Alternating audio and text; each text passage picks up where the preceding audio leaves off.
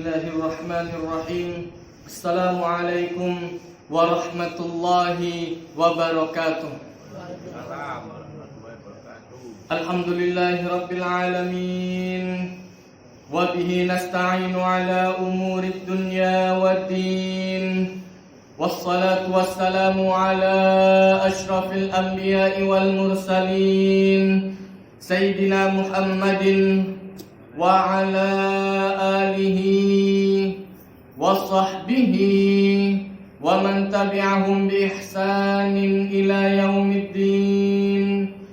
Subhanaka la ilma lana illa ma 'allamtana innaka antal alimul hakim. Amma ba'du fa inna asdaqal hadithi kitabullah wa khairal hadi hadu Muhammadin sallallahu alaihi wasallam. Di dalam tuntunan hadis dari kitab Riyadhus Shalihin, kita melanjutkan dalam bab mubadarah ilal khairat, bersegera dalam hal perbuatan kebaikan, bersegera dalam kebaikan. Hadis yang kemarin, hadis yang sebelumnya, hadis nomor 4 dari Abi Hurairah radhiyallahu anhu, an Abi Hurairah radhiyallahu anhu, qala jaa rajulun ila Nabi sallallahu alaihi wasallam faqala ya Rasulullah ayyus sadaqati a'zamu ajran? Qala anta saddaqa wa anta sahihun syahihun takhshal faqr wa ta'mal ghina wala tumhil hatta idza balagatil hulqum qulta li fulanin kadza wa qad kana li fulanin muttafaqun alaihi. Dari hadis yang kemarin kita sampai pada hadis nomor 4 dari Abu Hurairah radhiyallahu anhu menjelaskan ada seorang datang kepada Rasul sallallahu alaihi wasallam. Nah, kemudian beliau tanya kepada Rasulullah, ya Rasulullah, sedekah apa yang paling besar pahalanya? A'dhamu ajran. Sedekah apa yang paling besar pahalanya ya Rasulullah? Otomatis kata Rasul sallallahu alaihi wasallam, anta saddaq, anda bersedekah, wa anta sahihun syahih, anda dalam keadaan sehat dan dalam keadaan medit. Iku sing angel. Kenapa? Enggak gampang. Orang sedekah kalau kemudian orang medit untuk mengeluarkan sedekah, uangnya luar biasa. Orang kalau sudah terbiasa jiwanya baik, mau keluar 10.000, 100.000 itu enteng. Tapi kalau orang medit, memang asli medit, waduh, eman bede. Nah, terapinya orang kayak gitu itu memang harus hilang. Karena nek hilang ndak iso. Barang itu nek wis hilang baru dia ketoni yo coba iku. Nek wis hilang baru kemudian pelajaran berharga. Bagi orang medit itu mesti hilang. Makanya kemudian Rasul sallallahu alaihi wasallam itu sering mengajarkan bahwa dunia ini sementara. Segala sesuatu itu seperti kontraan dulu nanti akan diambil oleh Allah Ta'ala. Makanya Allah Ta'ala mengajarkan alhaakumut takatsur. Anda ini selalu berlomba-lomba terus mencari kebanyakan. Akeh-akehan anak, akeh-akehan bojo, akeh-akehan duit segala macam. Pokoknya akeh-akehan. Maka Allah Ta'ala menjelaskan sampai kapan? Hatta zurtumul maqabir. Batasnya sampai Anda berangkat nang kuburan. Di situ. Iku sampai ngono. Nek wis mati, wis mari ndak ngomong pabrik maneh. Begitu wis mati sudah sampai di mana? Selesai. Pabriknya yang dulu dipendeli yang gede terus bendino karyawan diseneni entek sanan. Dulu sing biyen bojone dipioran gede entek sanan sudah. Saat sekarang ganti masanya. Nah, maka kemudian Allah Ta'ala menjelaskan, kala jangan sampai seperti itu. Saufa ta'lamun. Nanti Anda akan mengetahui apa yang menjadi kebaikan yang asli ku koyo apa. Nah, maka kemudian Rasul sallallahu alaihi wasallam mengajarkan orang yang sedekah pahalanya paling besar, otomatis yang kemudian berjuangnya lebih sulit. Orang baik untuk bersedekah itu mudah, tapi orang medit, makanya kemudian Allah Ta'ala mengajarkan lan tanalul birra hatta tunfiqu mimma tuhibbun. Suatu hari Rasul sallallahu alaihi wasallam dituruni ayat itu, dibacakan oleh Rasulullah di masjid. Setelah kemudian dibacakan di masjid, sahabat pulang seayat tak satu ayat. Maka kemudian sahabat pulang cari barang yang paling berharga di rumah, yang paling disenangi, yang paling dicintai. Kenapa? Itu yang bisa menghilangkan kedunian. Begitu semakin banyak kita tertempel hati dengan dunia, semakin kita diperbudak oleh dunia, dan semakin kita lepas dari belenggu dunia, semakin ringan beban itu. Enteng. Dan tidak kepikiran. Dan kemudian kalau seandainya suatu saat naudzubillah ada kehilangan, suatu saat ada kehilangan, makanya Allah Ta'ala mengajarkan wala nabluwannakum bisyai. Saya akan menguji kalian, kata Allah Ta'ala, bisyai, sedikit, sebetulnya sedikit. Cuma karena bayangannya besar, jadi kemudian besar. Masalah itu kalau dibayangkan besar, jadi gede. Tapi kalau dibayangkan itu kemudian sedikit, enteng. Coba Anda membayangkannya dari tukang parkir, ono kendaraan mampir terus metu manik, mampir manik, metu manik, enteng. Tapi nek kon nganggep iku aku sing tuku iku mau, itu dengan susah payah segala macam. Nah, kalau Anda membayangkan seperti itu, begitu getun luar biasa. Getun luar biasa. Kenapa? Dibayangkan sudah tidak ada gantinya sama sekali. Nek bojoku iku masyaallah Ustaz, paling kena paling. Ono ganti ini di sana. Yakin tak kon ono ganti ini? Akeh. Stok hari Allah Taala iku akeh sing dicedhakno Allah Taala iku. Stok hari-hari kena iku akeh. Kak bojomu tok sing kena iku. Kak bojomu tok. Nah, itu kemudian sering kita kurang sadar. Kadang-kadang membayangkan segala sesuatu itu luar biasa. Sampai seakan-akan kalau ini hilang, tidak bakal ono ganti ini, tidak bakal ada gantinya. Nah, maka kemudian model yang seperti ini itu yang perlu dihilangkan. Taruh dunia itu ada di tangan. Ojo ditekan ndas, ngeluh. Jangan taruh di hati, bahaya. Nah, maka kemudian Rasulullah SAW setelah membacakan ayat itu pulang sahabat, sampai kemudian balik ya Rasulullah, itu Abu Bakar datang dengan seluruh barang sing ono nang omah. Wis bersih sana. Karyomat toh. Ditanya di rumah ada apa? Ada Allah Taala dan ada Rasulnya. Aman. Tak ke dunia. Jadi orang kalau sudah mentalnya seperti itu tidak wajib kehilangan.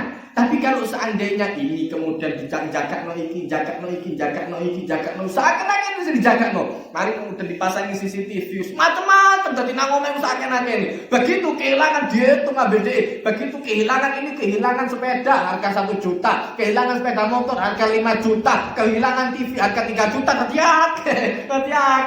Ya aku mau segala keduniaan. Ate sing delok CCTV ini seakan-akan ini, delok CCTV-mu, didelok ambek wong. Dan nempui sama sekali, tidak lewangi sama sekali. Coba kepingin delok tok, fudul. Kon ilang apa ae takon maneh. Dadi tambah mangkel iki. Engko meneh ono maneh sing takon maneh, kon ilang apa ae, tambah mangkel maneh, tambah mangkel. Saya mangkel gara-gara apa? Kedunyan. Penyakitnya itu ada di kedunyan. Begitu hati ini mancap dunia, sorok luar biasa untungnya. Maka kemudian terapinya memang harus hilang. Makanya Allah Ta'ala itu melatih seseorang itu dengan hilang wa naqsim minal amwal wal anfusi was thamarat. Kami akan kurangi, kata Allah Ta'ala, ada kalanya nyawa yang hilang. Mungkin kalau dia tidak meninggalkan, dia yang ditinggalkan. Kalau dia tidak meninggalkan harta bendanya, dia yang ditinggalkan harta bendanya. Belum sampai tua hilang disian barangi. Ketut alapo. Sudah, namanya barang. Kon Anda dulu lahir tidak bawa TV. Begitu TV hilang, ojo diketuni. Kenapa? Nanti akan ada rezeki yang disediakan oleh Allah Ta'ala lagi. Caranya Allah Ta'ala itu banyak. HP siji hilang ketun luar biasa. Wah, angel kon rentek kayak ngono iku. Nah, makanya ini metodenya Abi ku nek ngajari, kalau seandainya kehilangan barang, jangan beli barang yang sama. Tuku sing dukure. Dadi kok ndak getun. Iki resepnya. Kalau seandainya gak nututi duit ustaz, dicelengi dhisik. Ojo tuku sampai nututi. Dulu saya itu pernah kehilangan sepeda. Dan itu ndak kemudian disenengi ndak. Adikku kalau seandainya urusan dunia yang hilang, tak apa-apa. Berangkat SMP anak sepedaan ke rumah. Lumayan jalan. Itu sepedaan dari rumah wis biasa hilang sepeda. Begitu hilang sepeda, tutup oma tak pikir tak bayangkan itu sudah diseneni. Bakalan dibentak-bentak segala enggak. Mulai toko pengajian, bis sepeda motor hilang. Oh iya, ya sudah. Bis sepeda motor, sepeda panjang. Bis sepeda hilang. Oh iya, yes. Mending sekolah ngelaku. Engko nek ono duit, tak tukokno maneh sing ndukure iku. Dadi nek ketut.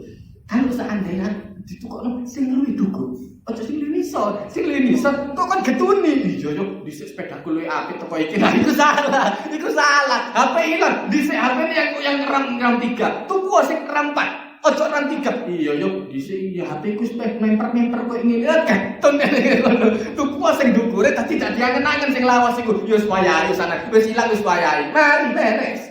Aman. Jadi jangan kemudian kalau untuk masalah dunia itu sing nemen-nemen luar biasa enggak. Abi itu justru kalau sholat hilang, waduh tambah di Senin ente-entean. Tapi kalau untuk barang hilang, HP hilang, itu biasa. HP hilang video, wis kok. HP hilang, di konan sekolah dicolong, yo arek-arek di situ, dicolong, begitu dicolong HP tak bayang bakal diseneni. Tak diseneni, mulai tutup mamane teko pengajian, HP hilang. Oh ya wis tak usah nyekel HP dhisik. Engko nek ono dhuwit ditukokno sing dhisik. Tak nututi, nyicil. Ngono. Dadi enteng. Urip enteng, dibuat ringan. Kenapa? Dunia itu ditaruh di tangan. Ceritanya anjas ngeluh. Jangan ditaruh di hati, bahaya, rusak. Begitu orang ke dunia, itu singgaran merusak. Makanya kemudian begitu dia akan angen, iya ya, coba dulu ndak hilang, berarti HP saya 2 salah. Itu gara-gara sing dituku kalau yang dibeli itu lebih bawah. Kalau yang dibeli HP yang lebih bagus, nah tak kira dia kenangan, disik rusak, wis rusak-rusakan hilang, ketepaan hilang, alhamdulillah. Ono gantine sing luwih zen, ngono. Tapi nek kon tuku sing luwih elek, iya yo disik coba sing disik ku luwih apik sakjane dia kenangan. Akhirnya yang lama itu dia kenangan, bahaya ya itu tadi. Nah makanya kemudian untuk ngatasi mesti tuku sing rapi. Dijalani di sini. Nah maka kemudian di sini Rasulullah SAW mengajarkan sodako yang bagaimana yang bagus antas sodak. Anda bersodako wa antas Anda dalam keadaan sehat dan dalam keadaan medit, takut untuk miskin. Nah maka kemudian Anda masih bercita-cita untuk kaya. Suatu saat menabung, disuruh untuk menabung pangkal kaya, hebat pangkal kaya, medit pangkal rokok. Jadi saya jalan mati antara hemat dan medit bukan beda tipis tapi medeni. Orang kalau seandainya hemat saja, hemat itu tidak mengeluarkan untuk barang yang foya-foya. Ya, tidak mengeluarkan untuk barang yang foya-foya. Iki ndak asli medit. Masjid ono kota amal mlaku dak metu blas duwike. Kemudian ada orang miskin datang ke rumahnya minta maaf, lagi masa menabung. Hemat pangkal kaya. Iku jenenge medit. Duit nang masa akeh-akeh turah-turah gak gelem melak, gak gelem metu blas iki jenenge medit. Beto hemat pangkal kaya itu. Nah maka kemudian Anda masih bercita-cita untuk kaya, walatun dan jangan ditunggu sampai kemudian hatta idza balaghatil hulqum, sampai nanti begitu sudah akan meninggal baru dia wasiat, nah ini kasihkan ke ini kasihkan ke anak yatim, ini kasihkan ke yayasan sana, iki kek nang masjid, iki kek nang kene, iki kek nang sekolah, iki telat. Kalau sudah akan meninggal, sudah sakit-sakitan, yang punya dia hanya 1/3. Ini mungkin ngerti. Orang kalau sudah berumur, sudah lanjut usia, kemudian wis ketok sudah diambang kematian sudah, yang bisa disedekahkan 1/3. Dan ini ada hadis sahih yang lainnya. Itu kemudian ada Ada seorang sahabat yang kemudian sudah sakit luar biasa, sakit parah. Dia mengatakan, ya Rasulullah, sepertinya saya sudah tidak ada harapan hidup. Apa boleh saya keluarkan semua harta saya? Anak saya cuma perempuan 1. Dhisik anak wedok gak iso nulung, percuma, tidak bisa mengangkat harkat dan martabat keluarga. Ngono bosone. Percuma kalau diwarisi. Nah maka kemudian kata Rasulullah SAW, tidak boleh. Setengah ya Rasulullah, tidak boleh. Setengah tidak boleh. Kalau gitu dikurangi 1/3. Fasulusu kafir. 1/3 itu sudah banyak. Apakah Anda tidak mau kalau seandainya anak Anda ditinggal dalam keadaan cukup, daripada kon kene kabeh nang yayasan yatim piatu? Anak itu yatim piatu temenan, sampai jaluk ambil wong-wong, begitu ditinggal sama orang tua, disik orang tuanya kaya luar biasa. Begitu ape mati dadi omongane wong akhirnya. Jadi omongannya orang, begitu api mati, iki barang-barang isa omah-omahe dikekno nak yayasan yatim piatu. Akhirnya anak mbambung, gak duwe sama sekali. Tadi omongan. Nah, makanya yang seperti itu salah. Begitu sudah akan meninggal, itu yang bisa disedekahkan cuma 1/3. 2/3 sudah jatahnya ahli waris. Itu barang maneh. Lu aku sing suhul. Iya sing suhul. Tapi sisane wis kaya anak bojo harus mari. Sudah. Nah maka kemudian dari sini itu Allah Ta'ala mengajarkan, mumpung Anda masih sehat, masih diberi kekayaan oleh Allah Ta'ala, sing iso kerja dhewe, sing akeh yang banyak berbuat baik untuk masyarakat. Kemudian hadis yang selanjutnya, hadis nomor 5, Wa Anas radhiyallahu anna Rasulullah sallallahu alaihi wasallam akhadha sayfan yawma Uhud faqala man ya'khudhu minni hadha fabasatu aydiyahum kullu insanin minhum yaquluna ana qala faman ya'khudhu bihaqqihi fa ahjamal qawm faqala Abu Dujanah radhiyallahu ana akhudhu bihaqqihi fa akhadahu fa falaqa bihi hamal musyrikin rawahu Muslim. Hadis yang kelima dari Anas bin Malik radhiyallahu anhu menjelaskan sesungguhnya Rasul sallallahu alaihi wasallam memegang pedangnya dikeluarkan oleh Rasulullah, maka kemudian ditawarkan kepada sahabat, siapa yang mau mengambil pedang ini dari saya? Angkat tangan kabeh. Begitu kota amal itu ditutupno, ayo siapa yang mau? Sopo sing ape gelem iki? Ayo aku kabeh. Ono donatur, duit akeh. Wah, muncul kabeh wong iku. Iki butuh.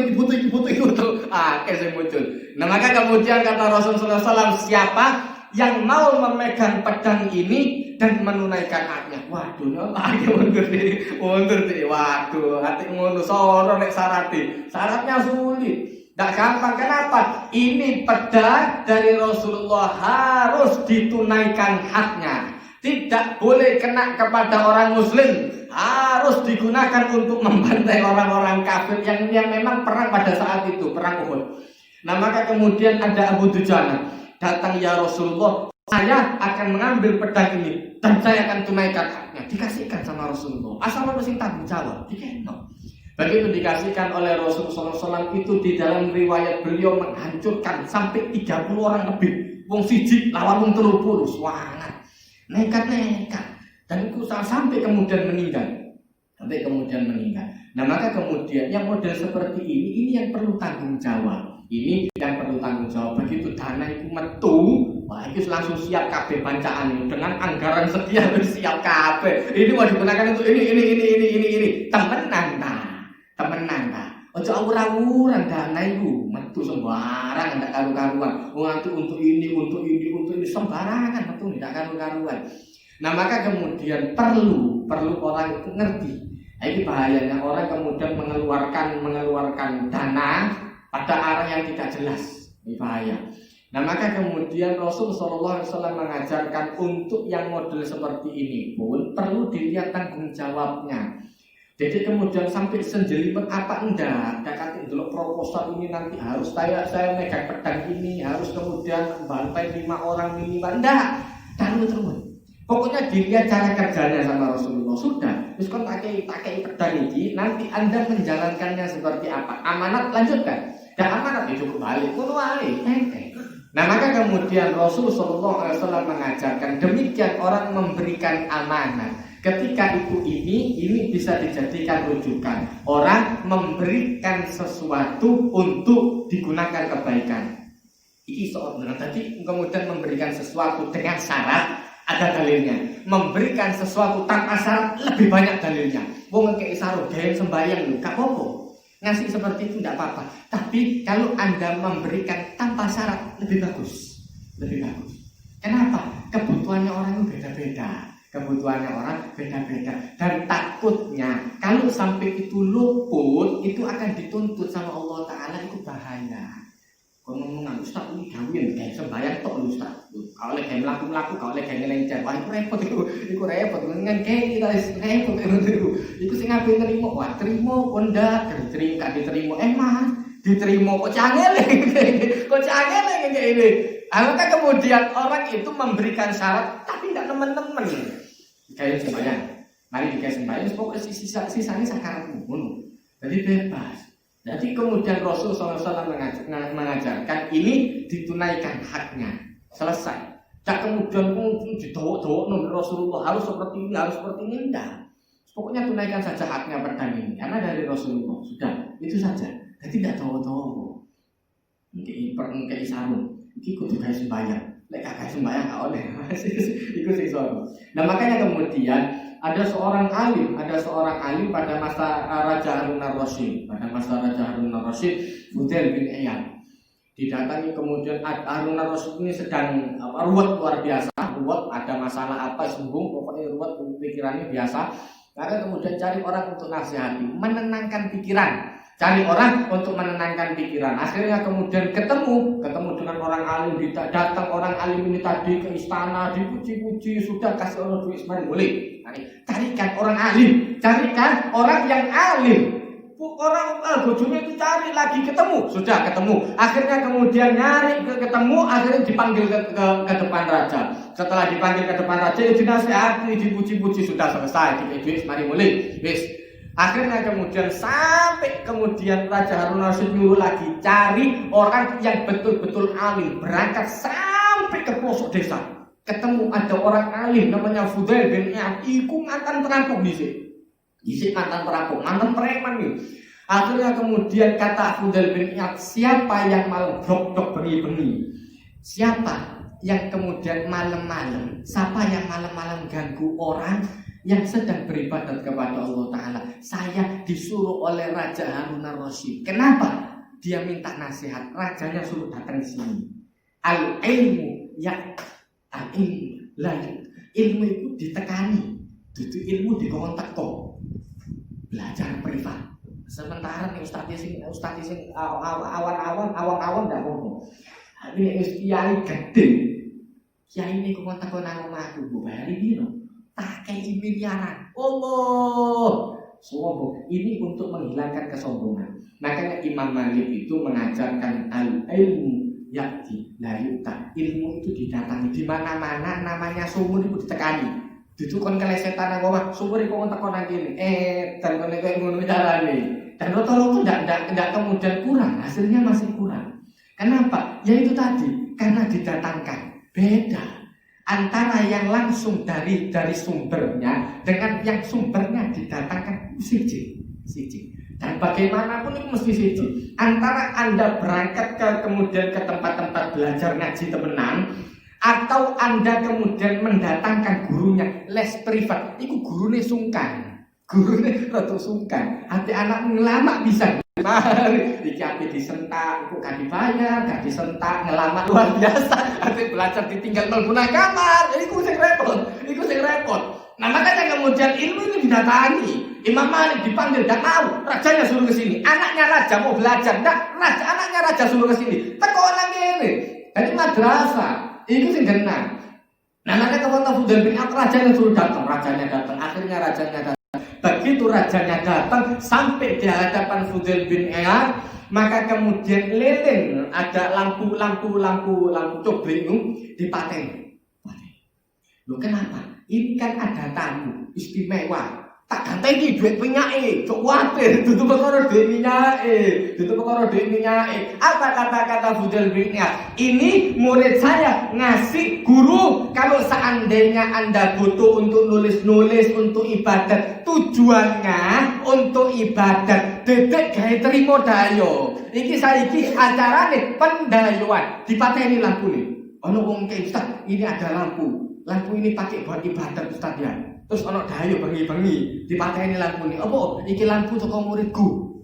Cari ini cuma kayak ibadat tuh. Jadi kayak dayo. Iku ruwet sing kayak ngono iku. Iku ngekeki sing ruwet iku. Akhirnya kemudian karena malam ngeraba-ngeraba, ndak ketok di sana. Begitu tangannya ketemu dengan tangannya Fudail bin Iyad. Ini raja tangannya bersentuhan dengan tangannya Fudail bin Iyad. Halus, jenenge tangannya rojo, halus luar biasa. Akhirnya kemudian dipegang oleh Fudail, mantan preman, jenenge mantan preman ku nang dindus pasti kasar tangan kaplo-kaplokan bisa wae bisa sakit. Akhirnya kemudian katanya Fudail bin Iyad, Raja, apa Anda tidak malu kepada Allah Ta'ala? Nanti Anda akan dimintai pertanggungjawabannya. Allah Ta'ala menjelaskan nanti kulit-kulit yang seperti ini dituntut oleh Allah Ta'ala, dibakar di neraka. Kullama nadijat juludun, yang Allah Ta'ala menceritakan setiap kali kulitnya matang, hancur, diganti dengan kulit yang baru. Dodol, jadi luar biasa. Allah masih panik kayak ngono saiki. Nah, kalau wong sugih teko, wah ya terima kasih banyak. Iku sing akeh koyo ngono.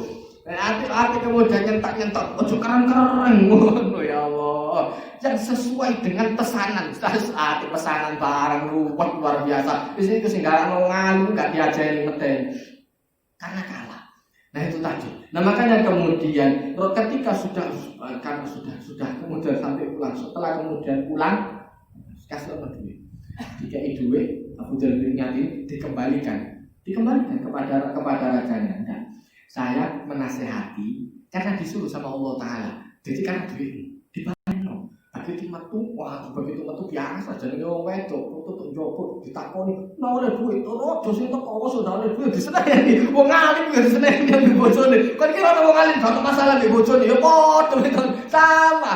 Diseneni ambek bojone. Ada apa tidak diterima uang dari raja itu rezeki dari Allah Taala. Bertobo, ceramah bawa bape. Waduh, kata bojonya, "Raja, itu orang dimarahi. Orang alim yang tadi dimarahi sama istrinya. Coba kasih lagi." Ambil berpes anak motoy. Coba kasih lagi orang alim. Didatangi oleh algojonya. "Ada apa Anda datang lagi? Saya kan sudah bilang, enggak foto." Boleh. Diusir. Boleh orang alim. Biasa. Namanya ada masalah tulis biasa. Makanya Allah Taala mengajarkan, wali Allah itu la khaufun alaihim wa la hum yahzanun. Mereka tidak merasa takut dan tidak merasa sedih. Hatta diseneni mbek bojo. Biasa. Karena menganggap istri itu sudah biasa. Wis jenenge wong wedok wis wajane ngamuk wis ngamuk, jenenge ndak duwe duit, wong gak duwe duit, sing iso sabar ya sabar, sing ndak iso sabar ya mesti ngomel. Wis biasa koyo ngono iku mau. Dak kabeh wong kemudian dibayar terus bojone kiai iku mesti husu-husu, alim-alim sing diseneni mbek bojone ya akeh. Sayyidina Umar itu pernah didatangi orang yang istrinya cerewet luar biasa. Istrinya cerewet luar biasa sampai dapat enggak cekok dia datang kepada Sayyidina Umar. Begitu mau datang Sayyidina Umar itu pas ono di ngarepe lawan itu diseneni tetean bojone disentak-sentak bojone. Begitu teko saya mau tanya, ya tunggu sebentar diseneni ya di rumah Sayyidina Umar ya di rumah. Nah kemudian dilawan balik enggak. Lho iku wong paling sangar lho. Wong paling sangar diwedeni mbek wong kafir bojone dhewe sing kok bernyentak jalan. Bojone dhewe sing kok bernyentak. Didengarkan sama Sayyidina Umar sudah selesai, sudah mari. Seruan dalam solusi ini percuma kayak ngono. Sudah akhirnya kemudian orang ini mau tanya apa tadi? Enggak jadi. Dibayar kok Seneni bisa. Saya tadi mau sambat sebetulnya. Loh kenapa? Saya tadi mau sambat. Istri saya itu cerewet luar biasa. Ternyata Anda juga dimarahi sama istri foto kayak ngono jenis kayak ngono wis padha wae.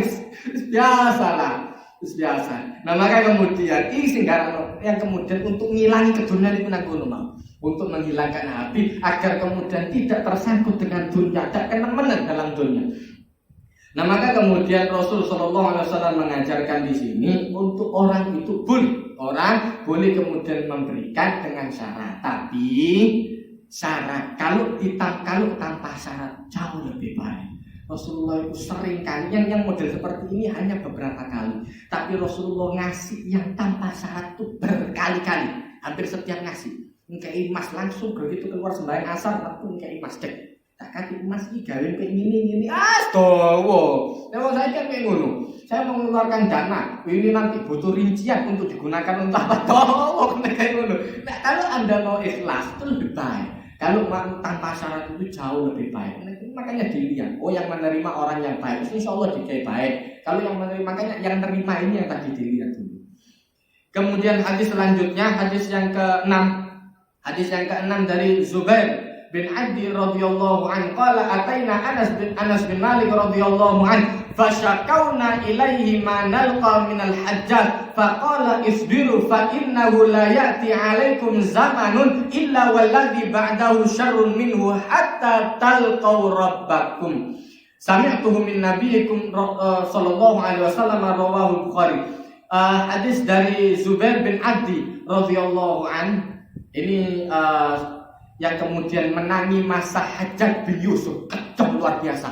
Orang-orang alim gak cocok ambil pemerintahannya Muawiyah dipakai. Kalau seandainya tidak cocok dengan pemerintahannya pada masa itu langsung mati. Dan itu banyak orang alim yang dibantai pada masa itu. Islam. Cuma yang ngomong mau. Itu makanya bahayanya. Nah maka kemudian ketika dia ngomong kepada Anas bin Malik, ini gimana? Di zaman Rasulullah dah wong ahli dipateni kok ini dah ono. Nah maka kata Anas bin Malik radhiyallahu anhu menjelaskan isbiru, sabar. Fa innahu la ya'ti, sesungguhnya tidak ada zaman yang datang setelahnya kecuali setelahnya itu lebih buruk. Ini bukan berarti wis sembarangan milih. Wis pokoke engko bakal luwih elek maneh. Mali pemilihan iki 5 tahun kas engko luwih elek maneh. Wis ta lah, kon milih sing diae padha wae, luwih elek maneh. Ditelek sing paling apik, Bos. Gak ditelek sembarangan. Jadi dicari yang terbaik. Jangan wis akhir zaman wis memang wayahe ancur. Ndak ngono. Nah, makanya kemudian isbiru, sabar. Sabar itu bukan tanpa tindakan. Sabar itu bukan tanpa tindakan. Ini sering saya katakan. Allah Ta'ala itu menjelaskan, ya ayyuhalladzina amanu isbiru wasabiru warabitu. Wahai orang-orang yang beriman, sabar. Sabar itu bukan tanpa tindakan. Sabar itu ada tindakan. Ada kalanya sabar itu dengan sabar perang. Ada kalanya sabar itu ketika orang ditimpa musibah kemudian menekan hawa nafsunya. Ada kalanya ketika dia kerja lagi, itu sabar. Tak kemudian begitu barang hilang wis diratapi ambek DI. Loh, tambah telepon iki setan kene koyo ngono. Tambah gampang setan nelpone. Kerja maneh, alhamdulillah, barang hilang, alhamdulillah. Apa dikanteni sing luwih zen ngono.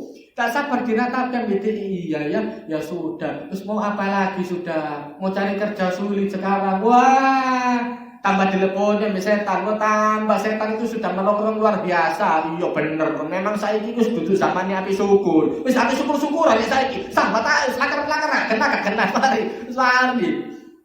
Loh, kalau Anda yang dibayangkan seperti itu aja, tidak ada selesainya hidup. Nah, makanya kemudian untuk memperbaiki hidup ini perlu memilih pemerintah yang baik. Nah, ini maka kemudian pada masa hajat ini kejem luar biasa. Wah, itu dipateni. Nah, makanya cari yang terbaik untuk agama. Kalau untuk agama baik, insya Allah yang lain akan baik. Tapi kalau untuk agama rusak, ada kemungkinan yang lain ikut rusak. Bukan berarti orang itu memilih cari yang sarjana agama. Tidak mesti. Tadi orang sing sembahyang genawai, semai, beres. Makanya kemudian terus seleksinya dari partai sing paling genah. Dan partai sing akeh wong Islami. Kira-kira akeh sing ngawur-ngawur aja dipilih manis, mari. Ngono sak dipilih manis. Sakar pula wis bulet akar-akaruan. Makanya kemudian pentingnya itu ada di sana. Isbiru sabar fa innahu la ya'ti 'alaikum. Sesungguhnya tidak akan datang kepada kalian zaman illa kecuali walladzi ba'dahu syarrun, kecuali yang selanjutnya akan lebih buruk daripada yang sekarang. Yang selanjutnya ada yang lebih buruk. Tapi hadis yang model seperti ini itu banyak kemudian dihadapkan dengan hadis-hadis yang lain yang menyuruh kita untuk berbuat yang lebih baik. Jadi jangan dibayangkan usungku nanti kalau pemerintahannya nanti bakal lebih rusak daripada sekarang, maka milihnya asal-asalan iku tambah prinsip ngawur. Oh, sudah bunyi hadisnya kan seperti itu. Berarti kalau saya hafal Quran, anak saya enggak usah hafal Quran. Mari ni sore enggak usah sembahyang. Mari ni sore maneh mlebu kafir mesisan. Ngawur nek kowe ngono cara mikire. Itu memahami hadis awur-awuran sebenarnya. Nah, maka kemudian hadis ini fungsinya untuk menenangkan hati orang kalau seandainya pada masa sulit. Sabar harus dilakukan. Tapi bukan tanpa tindakan sama sekali. Bertindak. Kalau demo, apa? Yang penting kita itu menyuarakan kebaikan. Aku di sekolah ngajak demo enggak. Menyuarakan kebaikan. Umpama wong iku meneng kabeh, nggih kabeh, iku orang dolim tambah enak. Orang yang dolim tambah enak. Memang orang yang kemudian baik tambah baik. Orang yang dolim tambah nikmat kedolimannya. Makanya penting kadang-kadang kalau bencana alam itu penting. Kenapa? Bahaya. Seandainya ada bencana alam nanti masjidnya rusak. Tapi bar yang ada di sana, tempat-tempat maksiat yang ada di sana itu melu hancur pisan. Santai. Jadi setiap ada Allah Ta'ala bergerak, setiap ada pergerakan Allah Ta'ala itu selalu ada yang terbaik, selalu ada pelajaran yang luar biasa. Nah, makanya kemudian di dalam hadis ini orang itu diajarkan bahwa kalau seandainya ada zaman, nanti zaman yang selanjutnya bisa jadi lebih buruk daripada sebelumnya. Bukan berarti ini alasan kita untuk memperburuk generasi, untuk memperburuk generasi. Enggak, perbaiki generasi. Saya aku pinter, anakku kudu luwih pinter. Anakku pinter, putune kudu luwih pinter. Ngono. Itu caranya. Jadi untuk menandingi ini tadi, yang ini tadi, mudah-mudahan bermanfaat. Barakallahu li wa lakum fil Qur'anil azim. Wa nafa'ani wa iyyakum bima fihi minal ayati wa dzikril hakim wa taqabbala minni wa minkum tilawatahu innahu wal ghafurur rahim. Allahumma arhamna bil Qur'an waj'al lana imama wa nuran wa hudan wa rahmah. Allahumma dzakirna minhu ma nasina wa 'allimna minhu ma jahilna warzuqna tilawatahu ana al-laili wa atrafan nahar waj'alhu lana hujjatan ya rabbal alamin. Rabbana atina fid dunya hasanah wa fil akhirati hasanah wa qina adzabannar. Wa sallallahu ala sayyidina Muhammadin nabiyil ummi wa ala alihi wa sahbihi wasallam. Walhamdulillahi rabbil alamin. Wassalamu alaikum warahmatullahi wabarakatuh.